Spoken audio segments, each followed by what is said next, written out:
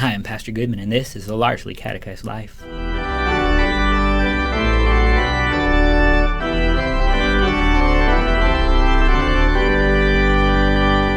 Okay, sixth commandment, you shall not commit adultery, and boy, do we harp on this one. Really, I think we spend more time talking about this particular commandment than almost any other, and I wonder if it's, well, because you look around and the culture is so clearly in decay. Maybe it is, I don't know, but in truth, this particular commandment has always been thrust in our faces by the rest of the world. Really, almost 500 years ago, all the same stuff was going on. Luther writes, "But because among us there is such a shameful mess, and the very dregs of all vice and lewdness, this commandment is directed also against all manner of unchastity, whatever it may be called. And not only is the external act forbidden, but also every kind of cause, incitement, and means, so that the heart, the lips, and the whole body may be chaste, and to afford no opportunity, help, or persuasion to unchastity."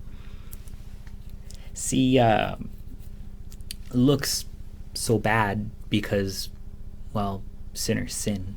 It's the same stuff going on 500 years ago as today because, well, the same sinful hearts are directing the same sinful hands. Heart gives way to action every time. And when the heart is set on sin, because we're born that way, well, actions follow.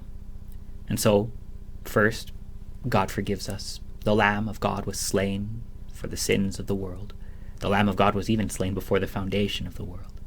And then God delivers this forgiveness won in the means of grace, in the waters of holy baptism, not only to drown the old Adam, but also to raise up the new man to live before God in righteousness and purity forever, to name us his child, washed clean and holy. But he also, in his mercy and his love, he gives us a new focus here on earth for our hearts, something else to set them on so that actions would follow to that. Instead, he gives us a vocation to treasure, to find great joy and pleasure in. He gives us husband and wife. He gives us marriage. And there we can actually find fulfillment and joy so that our actions would follow into that course. And that is a better thing. Luther writes, "Therefore God has also most richly blessed this estate above all others, and in addition has bestowed on it and wrapped up in it everything in the world, to the end that this estate might be well and richly provided for."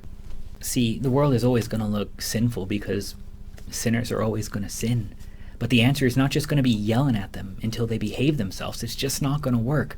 It's found instead in the gifts that God gives us. The answer to sin is found in the Lamb of God who takes away the sin of the world, Jesus, who was crucified for all. The answer is given in the waters of holy baptism that wash away sin, that deliver that forgiveness won upon the cross.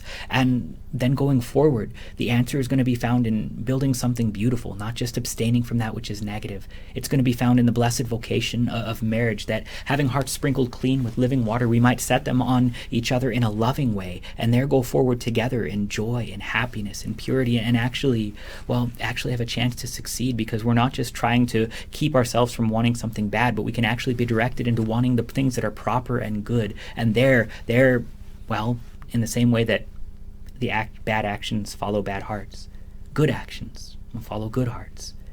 Take joy that God would give us the gift of marriage, that we might find happiness in this life.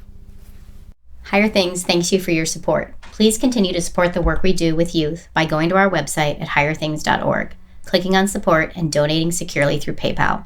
Your gift helps us in our mission to support pastors, youth workers, and parents in daring our church's youth to be Lutheran.